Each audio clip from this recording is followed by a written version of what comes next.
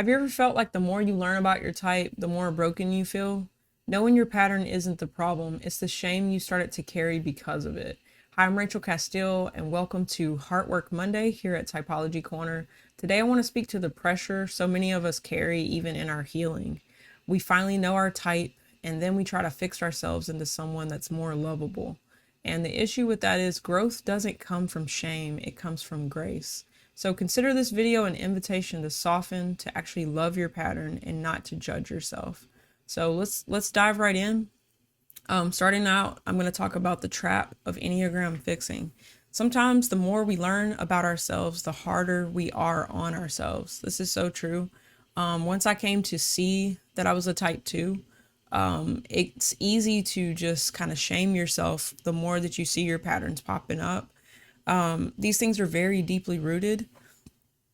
That yeah, the more you're willing to see, you start to see it all the time. And honestly, it can be something that you can beat yourself up for, or try to hide it, or try to like not really talk about it. It can feel embarrassing in a way. And the Enneagram isn't about that. The Enneagram isn't meant to show you everything that's broken. It's meant to help us return to our essence. That's the true core of it. Like the topic of grace, grace is looking at, hey, this pattern isn't the real you. So you can put it in the light, you can discuss it, you can give yourself grace when you're seeing it show up. And through loving yourself, that's how it begins to soften. The more our hearts actually get the truth that we need to know, the more the coping strategy loses its hold. So yeah, grace is very, very important, to get free from the fixing yourself trap. Yeah. When we treat our type like something to erase, we miss the point. Awareness without grace just becomes another form of self-punishment. Yes. Yeah. It's like being your own critic, being your own bully, with what you're seeing. And it's very easy. I've been there. And the more I've gotten like free to discuss these things in community with other people who also know their type, the more we are able to encourage each other and to see and kind of bring out the essence in one another.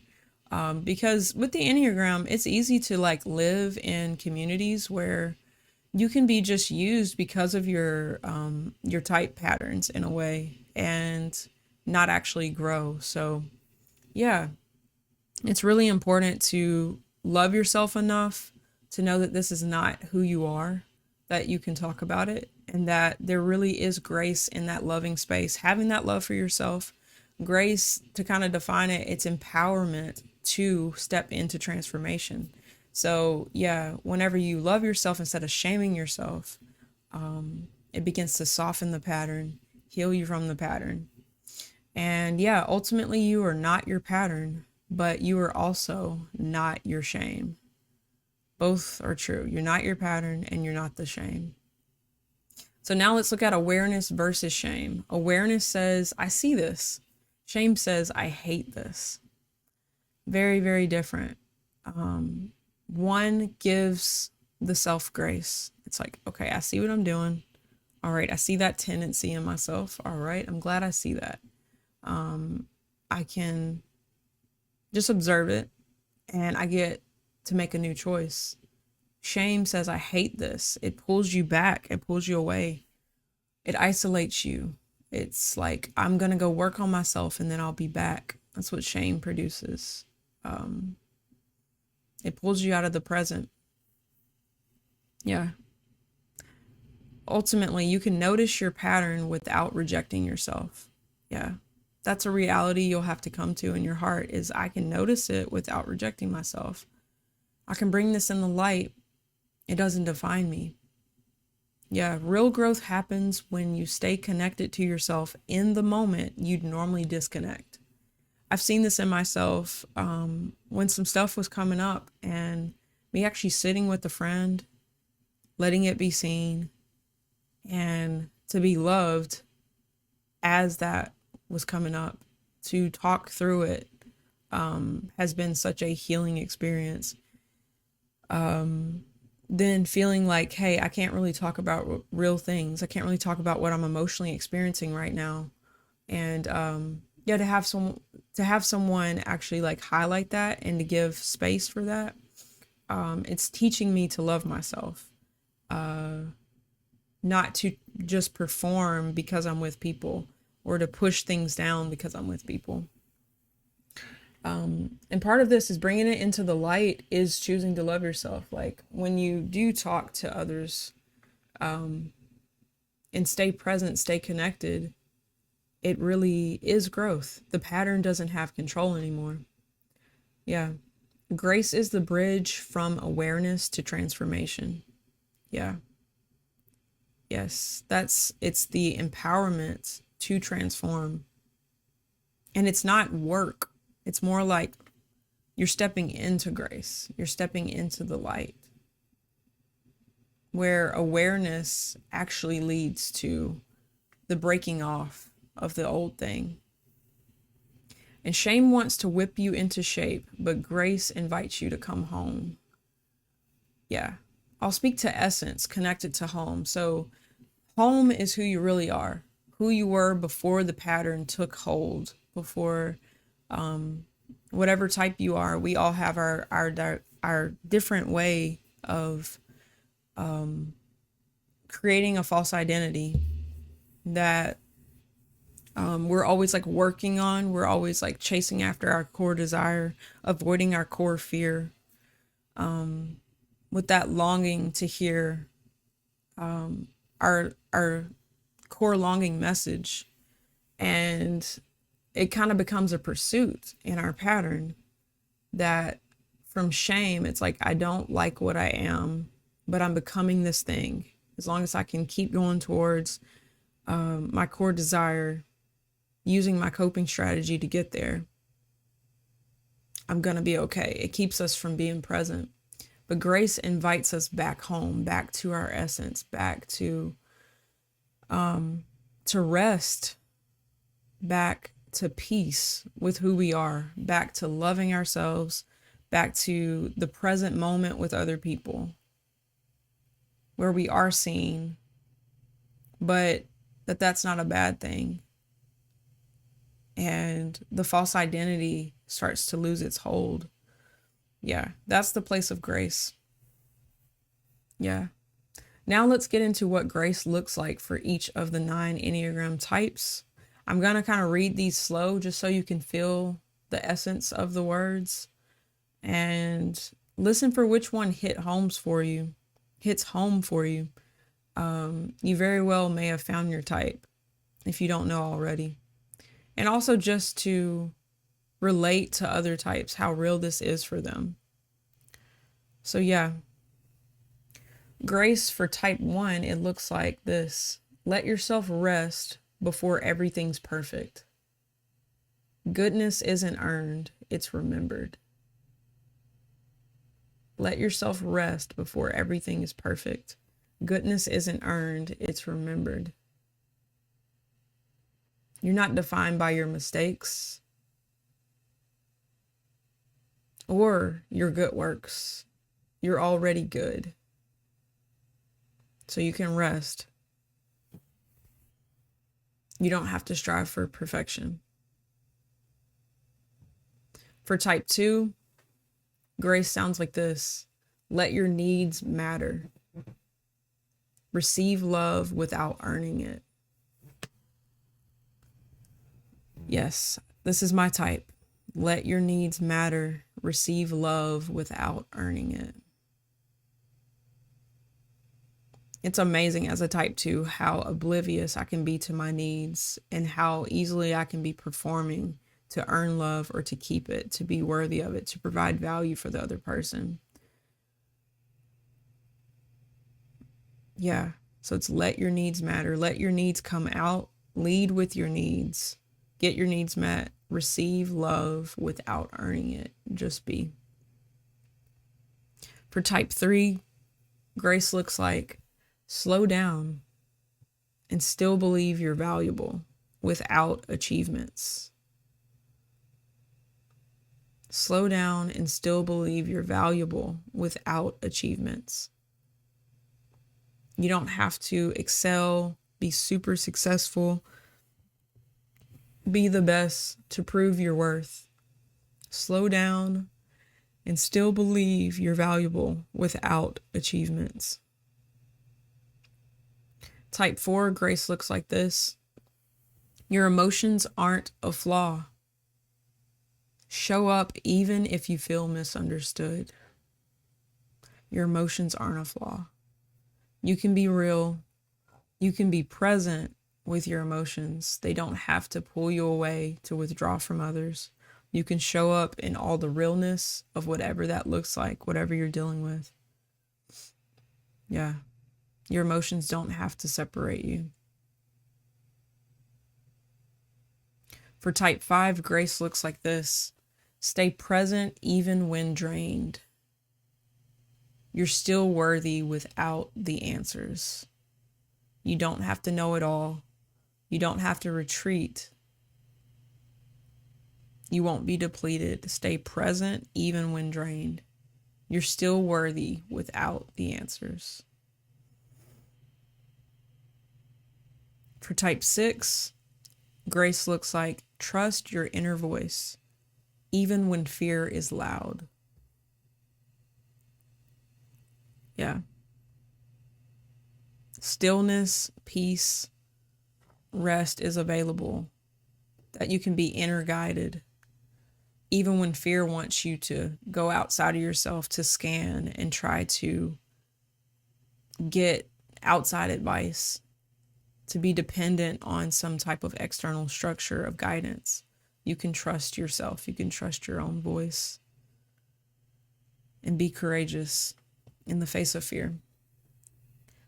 For type 7, grace looks like this. Let slowness and sadness exist. Joy isn't the only safe place. Let slowness and sadness exist. Joy isn't the only safe place. You won't be trapped in negative emotion. You can feel hard things. You can stay present. You're just as safe there in the good, the bad, the hard moments. Yeah, you're safe. Yeah. You don't have to escape. You have it within you to process harder things. And yeah, the present is somewhere you can be. You're safe. For type 8, grace sounds like this. Soften without losing strength. You'll still be respected in your tenderness. Yeah. It's being touchable. Your heart. Your tenderness can be present while still being strong. Yeah. That weakness is not weak. Weakness, being weak, being tender doesn't negate your strength. It kind of makes me think about safe. It's like you're safe. Yeah. Your tenderness is what is so powerful. Yeah, tenderness is power. And for type 9, grace looks like speaking up. Speak up. Your presence matters. Your voice has weight. Yeah. When you speak, it really matters. It makes a difference. And that difference isn't something you have to be afraid of losing connection or being separate. What you carry is of value to the community, to your family, to your relationships. Your voice matters, your perspective. Speak up. Yeah. Yeah. So ultimately, you don't have to fight yourself to grow. Yeah. Growth looks like these choices moment to moment, whenever you're in a situation where it's easy to run away, it's easy to let fear dictate what you do. It's easy to feel ashamed. It's easy to run and try to become a value. It's easy to hide your heart. It's these little choices to soften, to speak up, to slow down, to listen to your inner voice, to stay present, to share your heart, to be authentic, to say what you really need, and to know your goodness, to know that you're okay, that others are okay, that you can just be and you're already perfect. It's a choice. It's momentary choices. And this is how we soften out of the shame. This is how we let go of all the performance and the striving. Yeah. This is what grace looks like. Grace is knowing in that moment. There's grace to step into the light. There's grace to see, to be aware of what's going on, and not to run and hide because of that sight, but to love yourself and to know that my patterns don't define me. It's what worked for me when I was young. This is how I dealt with life. But I have an opportunity to make a new choice in this moment. And this is what it looks like. So I invite you to even rewind and listen to this section of which statement hits home. And it's simple. I'm not saying it's easy, but it is simple. And this is whenever we're starting to partner with grace, when we can sit with ourselves, see ourselves, love ourselves. And this is what love looks like. Giving ourselves what we feel that we didn't get. Yeah. So now let's look at permission to grow with grace. Grace doesn't mean avoiding growth. It means growing without self-hatred. Yes. We can't hate ourselves into progress. We can't chip away at ourselves, cut parts of ourselves off, and actually grow. We can't get back to the essence. We have to love and give ourselves grace as we see.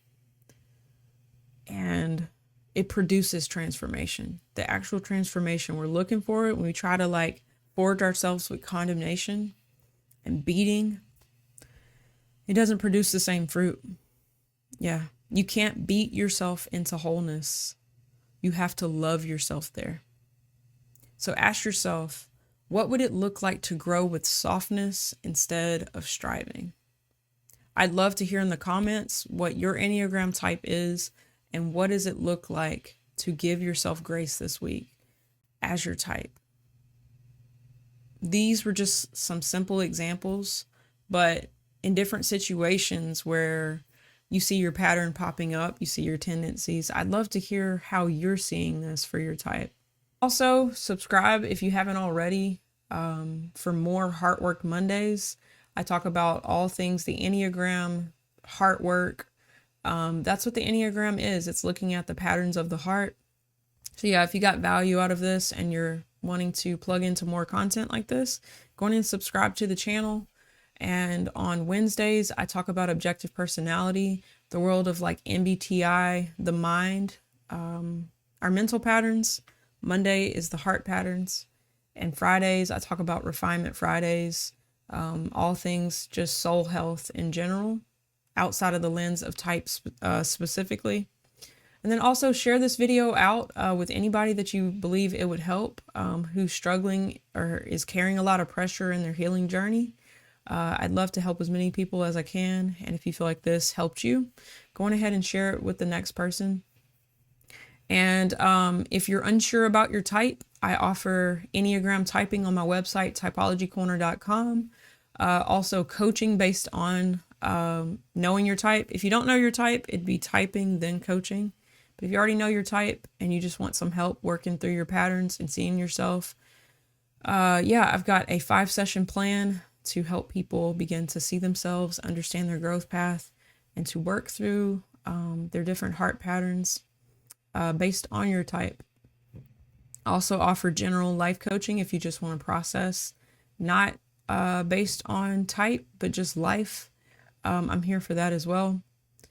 And also I have a Patreon if you want to just be in a community of other people who are discussing typology, what they're working through, and you just want a community to grow with. My Patreon link is in the description as well. Typology Corner on patreon.com. And yeah, guys, again, thanks for watching. If you got value out of this, go on and give me a thumbs up. I really appreciate the feedback and knowing that it made an impact in some way. And yeah, guys, that's it for this video. Stay tuned for the next one.